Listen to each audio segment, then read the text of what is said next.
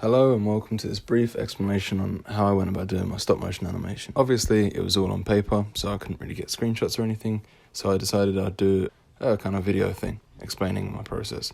All of this information will be probably below this video, written in more detail as well, but for now I've got this. So I started by drawing 3 keyframes of the characters' proportions, so they would never be too different, or I'd always have a frame to look back on for the exact sizes and measurements. And I always tried to make sure to draw or continue working on my stop motion animation when there was enough light in my room for me to see through the printer paper, which turns out as a spring is quite often. From there I went ahead and I would draw a frame. Under that, then moving on to the next frame, I would layer the frame I just drew underneath that last one, so I had a point of reference whilst keeping a keyframe drawing next to me so I could see the exact proportions and if I was going wrong in any stage. And that was more or less the entire process for the whole thing. Then after that I came to a point where the character was then falling off of the silhouette's back, falling and then hitting the ground, and I drew a blur frame,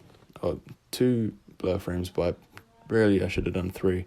But I'll talk about that more on my website in text form. Initially, I just drew the character really elongated, and then I just drew this big black kind of blur, hoping it would just flash by really quick. Then it would just snap back instantly to the character being on the ground and then standing up. And then another interesting part happened because I couldn't work out in my head how to actually stand from being being laid down to them standing up. So I recorded myself being in that position and then standing up, and then I used that for reference as I was drawing the character, which turned out to make the process 10 times easier, but the character's kind of limbs messed me up in a few areas, which again, I'll talk about more in detail on my website. So then I had the character stand up, which is nice and easy. Again, using that process of drawing with a keyframe next to me and the frame I last drew underneath the one I was drawing at that time. Then it came to a point where I needed to do a walk cycle. So I'd always keep it so the character's head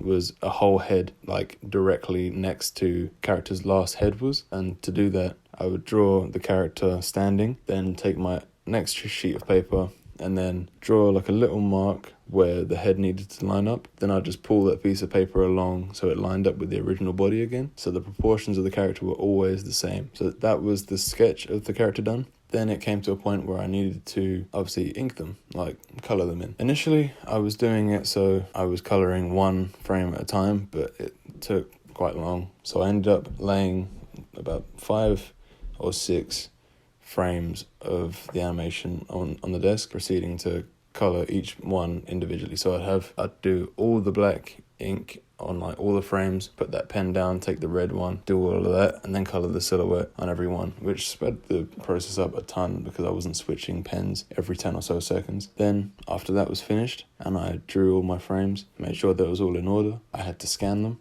I would have taken pictures, but obviously it looks way better if they're scanned. So I took the time to scan them. However, my printer at home isn't able to just mass print several sheets of paper at once. Therefore, I had to do them individually, which took way more time. I was standing around my printer for almost an hour printing each frame individually, as there were 69 frames, I think, that needed to be printed, not printed, scanned. And then from there, I transferred them to the computer and compiled them all in a sequence format into After Effects and exported it. And that was more or less my entire process.